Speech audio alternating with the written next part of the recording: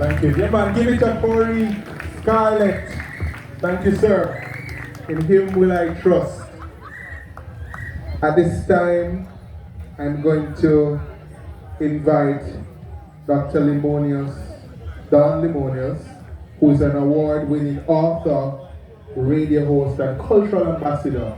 And she's going to come for a special reading of a tribute to Sam Sharpe. So I invite everyone at this time to just focus on this tribute. Perhaps it's one of the most important moments of today's opening ceremony. So I invite your full and undivided attention, Dr. Limonius. Thank you so much. Good afternoon, everyone. Reading a tribute to the Right Excellent Samuel Sharpe, from slave to national hero.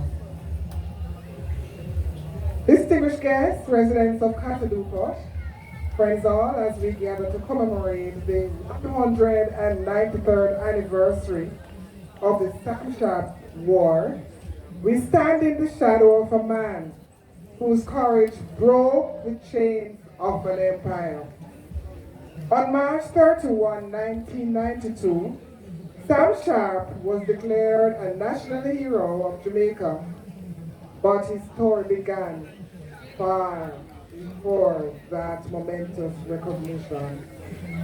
His early life.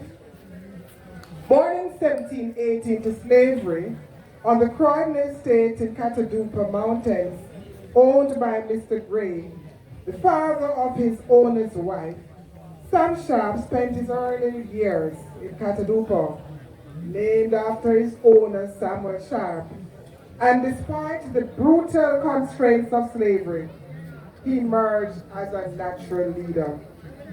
His marriage to Nyame, God meaning God, and the birth of their daughter, Juha, meaning Monday dawning, in October 1824, named in keeping with our tradition of Monday-born children in the areas of Liberia, Guinea-Bissau, Guinea, and Cote d'Ivoire, speaks to the deep connection to our cultural heritage.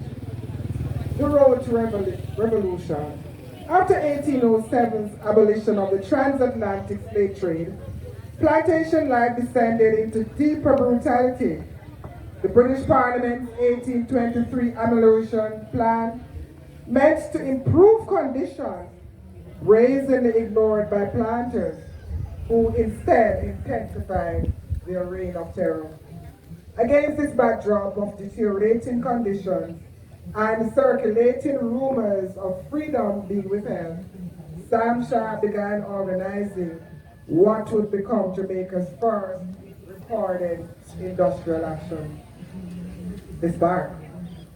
As word of the planned strike spread, colonial authorities responded with military force, stationing troops in St. James and warships in Montego Bay and Black River harbors.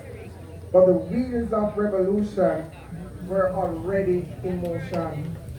On that fateful night of December 27, 1831 at Kensington Estate, a brave enslaved woman lit the spark of rebellion, declaring, "I know that I will die for this, but my children shall be free." So the war unfolds. What followed was unprecedented in scale. 4 columns of freedom fighters converged on Montego Bay, while the flames of resistance spread from St. Anne in the east to St. Elizabeth in the west. Though Sharpe had envisioned peaceful resistance, the movement evolved into a coordinated uprising involving 50,000 enslaved Africans. The devastating response from the planters revealed their brutal nature. Over 500 Africans were summarily executed, including the horrific Lima massacre, where 200 men, women, and children were lined up and gunned down by the British militia. When the smoke cleared on February 8, 1832, 39 plantations lay in ashes, and only 15 great houses remained standing. Though 14 whites had died, the disproportionate retribution that followed exposed the true face of the colonial justice. History now repeats itself in the Middle East, where in Gaza, the Palestinians continue to feel the justice and genocide being inflicted on them by the hands of the Israelis and supported by the former enslavers today's major world powers. The price of freedom. The impact of Sharpe's resistance reverberated through the halls of the British Parliament, culminating in the historic vote of August 1833. The Slave Emancipation Act that followed revealed the stark hypocrisy of colonial justice. While plantation owners received £20 million in compensation, roughly £17 billion in today's currency. The free slaves received nothing but continued hardship. Britain's decision to use 40% of its national budget to compensate slave owners created a debt that astonishingly wasn't settled until 2015. The unfinished journey. The path of true freedom proved long and arduous. While children on the 6th were freed by August 1, 1834, full emancipation didn't arrive until midnight of July 31, 1838. Even then, former slaves faced a new form of bondage. As stipendiary workers, they remained landless, their labor still exploited through meager wages. So Sharpe's ultimate sacrifice on May 23, 1832, Sam Sharpe stood proudly on the gallows in what is now known as Sam Sharpe Square, Montego Bay. His final words echoed through time: "I would rather die on yonder gallows than live one more day in slavery." In choosing death over bondage, Sharpe transformed his execution into a powerful symbol of resistance.